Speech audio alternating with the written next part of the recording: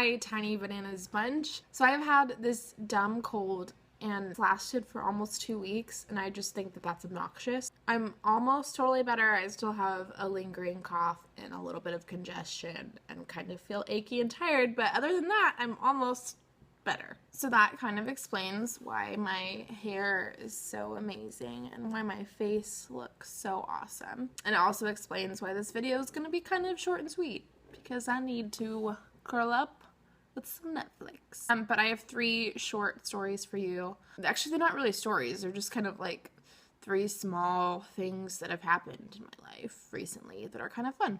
Okay, so number 1, Alex has been doing a really good job at holding me accountable for working on my novel. So the other day we sat down at the kitchen table and he worked on this personal project for this thing. And I worked on my novel, and I was kind of feeling uninspired, and so I went to my private Pinterest board I have called Finish This Freaking Novel. And it's mostly like motivational quotes from authors and like mermaid art, because those are the things that inspire me. And so I found this quote from Neil Gaiman, which I'm going to find right now. So it says, "You have to write when you're not inspired, and you have to write the scenes that don't inspire you. And the weird thing is that 6 months later, a year later, you'll look back at them and you can't remember which scenes you wrote when you were inspired and which scenes you just wrote because they had to be written next. The process of writing can be magical. Mostly it's a process of putting one word after another." And so I tweeted like a photo of that quote. And then I wrote, "Today I'm clinging onto these words and really hoping that they're true." And I mentioned Neil Gaiman's Twitter handle in the tweet, and kind of forgot that I tweeted about it. That was like 2 days ago.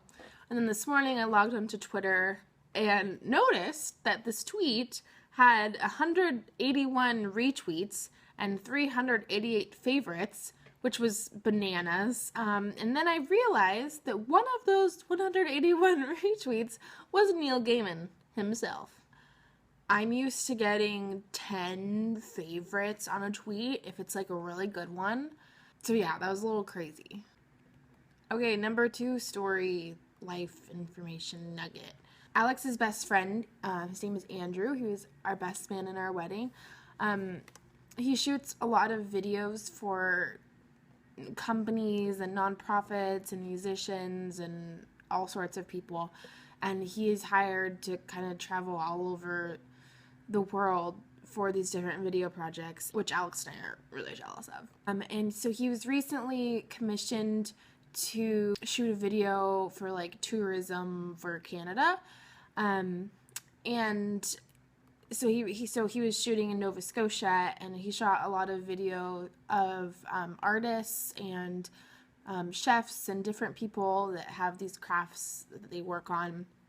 And so he commissioned me to write a poem that's going to be read in the video over the footage.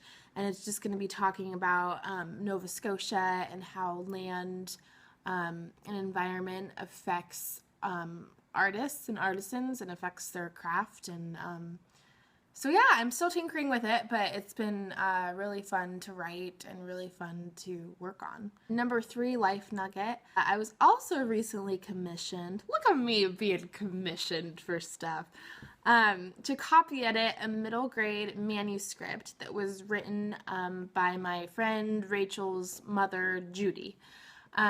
So she's going the self-publishing route and needs another pair of eyes to comb through it. So she's hiring me to edit it, and I'm really excited because I haven't really edited a manuscript since my internship with Martin Literary. So that's going to be fun to break out the red pen again. All right, that's all I have for you this week because I'm tired and my brain is foggy.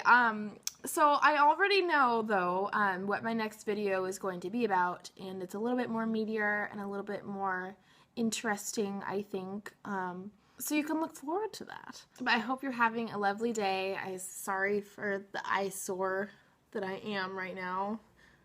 Just don't mind me. And I'll see you next week, Callie.